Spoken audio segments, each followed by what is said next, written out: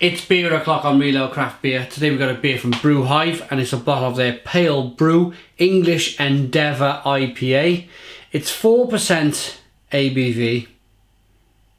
I just reviewed the Pilsner, that was 4% ABV, and that was, it wasn't a great beer in all honesty. I've had a lot better Pilsners in my time. I've read it off the back of that review.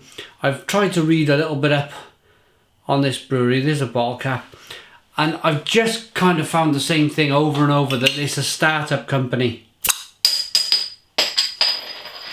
and there's been a lot of investment and so forth and so forth and so forth. But my question, let's try the beer first. Let's see what we're gonna get from this beer.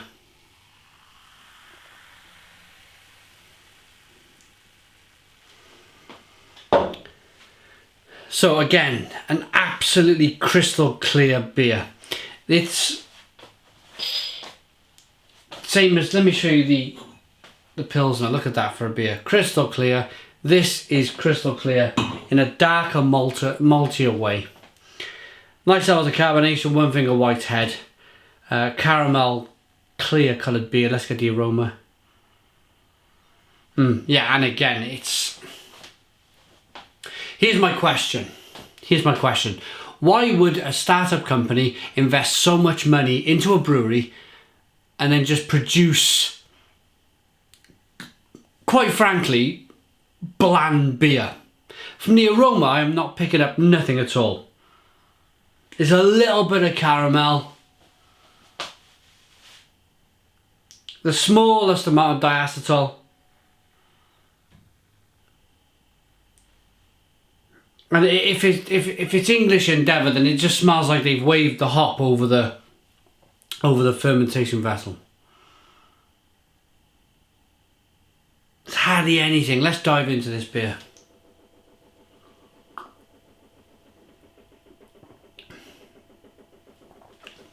Absolute mess. Absolute mess. Absolute terrible stuff.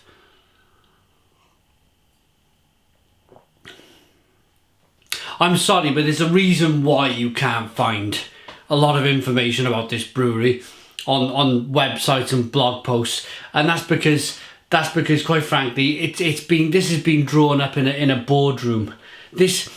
When you see a beer so clear like this, it's got marketing written all over it, big style marketing. We want our beer first and foremost to be as bright as a bell, and I think a beer doesn't have to be bright as a bell. It has to taste as bright as a bell. And this beer is not tasting as bright as a bell.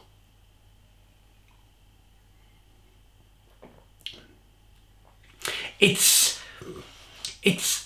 is tasting worse than some of the regional breweries' beers. I'd rather have a pint of Pedigree. I'd rather have a pint of Shepherd Neame Spitfire over this.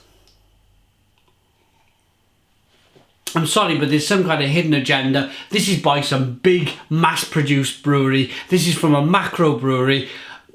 I don't know who. There's no clue on the bottle. The only clue is that they claim they're Brew Hive from Edinburgh, yet the beer is brewed in ROA, which is probably the Republic of Ireland. The more I look at this beer, even down to the fact that they're calling it an IPA. You cannot call that an IPA at 4% ABV. It's just IPAs these days, if you did your research, IPAs come in at least 6% ABV. If you want a really big tasting IPA.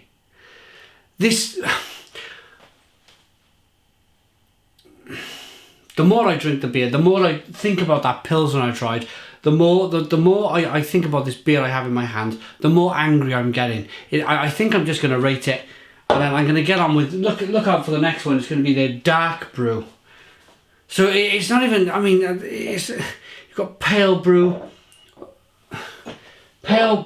blonde brew, and dark brew. That's what they call their beers.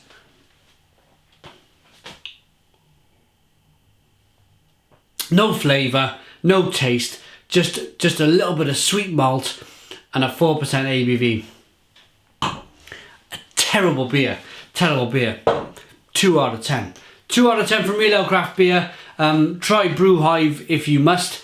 I quite frankly won't be buying any of their beer. I'm going to get on with look out for the next review. It's called Dark Brews, their chocolate malt porter. That'll be coming up in the near future. Oh, they've actually pushed the boat out on this one. It's actually 4.1% ABV. Thanks for watching. Sorry for the rant. Cheers.